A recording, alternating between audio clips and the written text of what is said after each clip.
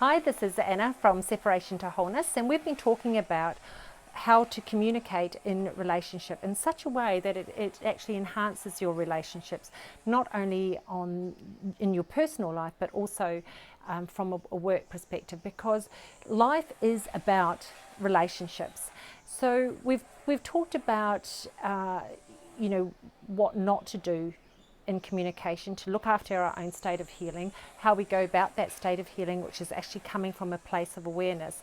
And then what I finished with in the last video was talking about who is actually communicating. And what I mean by that is that there are so many different aspects of our being or our personality that can actually be the voice for us, and we're not actually coming from a place of authentic communication, which is from our heart, our true essence of who we're being. We're coming from a place that is from a place of pain or struggle, and then that's communicated through a particular persona. In the Enhances Awareness program, we look at that as being part of the story that starts to play out. So it's the personality within the story that is communicating from a place of pain and struggle that doesn't give us the outcome that we want.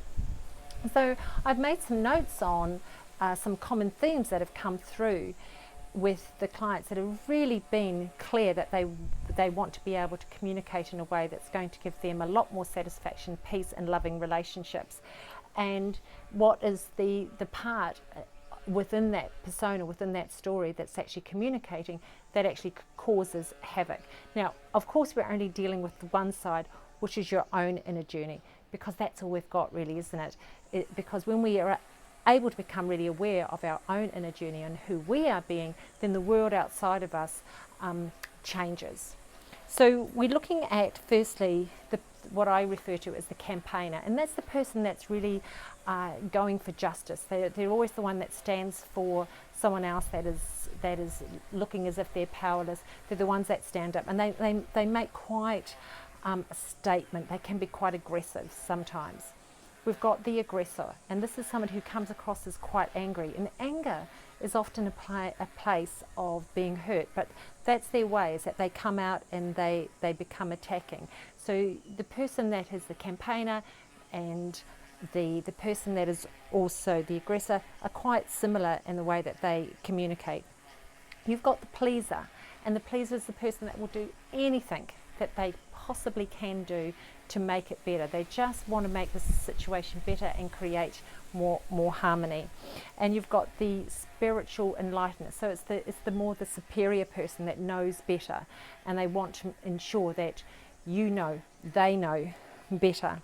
You've got the teacher, which is the person that's going to teach you how to do it right, because they've had more of an education, or they've had more of a understanding of how things should be done.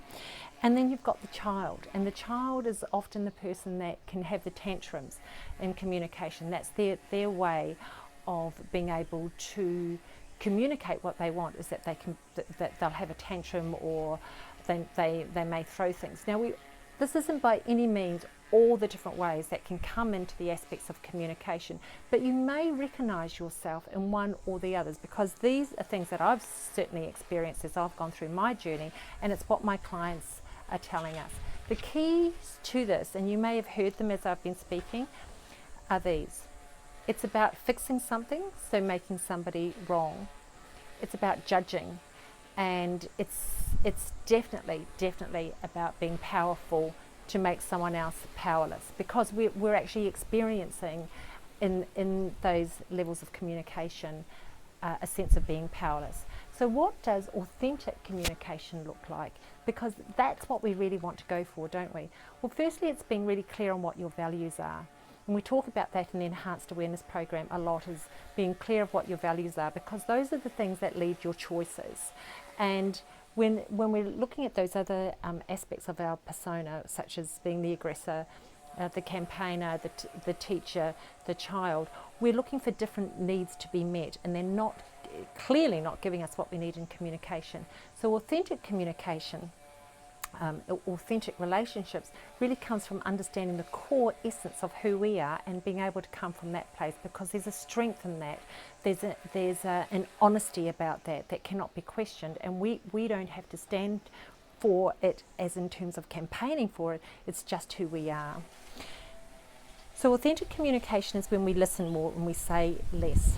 We're genuinely curious about what's going on with the other person. So again, we're really listening. We want to know what's happening. We even have a conversation that goes on in our head, which may be something like, what can this person tell me about themselves that's going to help me to understand them better and also to understand myself better. There's a willingness, an absolute willingness to consider their point of view. And it's also staying in the I. So at no point are you pointing the finger at them. You're actually stating that this is how it is for me. So it may be something along the lines of, you know, when this occurs or when you talk to me in that way, it actually makes me feel like I'm not being heard, and I don't want to be able to experience that in relationship. This is what I want to be able to experience in relationship. And then stating that, not from, again, from an aggressive point of view, but just stating your own point of view. So that's a lot to take in, isn't it? All of those different aspects. So what we're looking at, though, is standing really strongly and bravely in our centre to be able to communicate from a place that is really stating what our values are, and where we're being led from is a place of our values. So it's keeping the attention on yourself and your inner journey. It's being able to get to know yourself really well, which is the process of awareness. Awareness, awareness, awareness. I keep coming back to that. But that is what will set you free to be able to have a real, honest, authentic relationship, not only with yourself, but with every other person in your life, and being able to communicate from that place of the heart and the soul in a real core resource strength and ability to be in a really loving space no matter what happens. So the key is awareness and to be able to bring yourself into that inner journey. So I hope that has given you some insights into maybe what's happening in your communication. And don't forget, you can also take these notes and refer to them again a little bit later. So look forward to speaking to you again soon. Bye.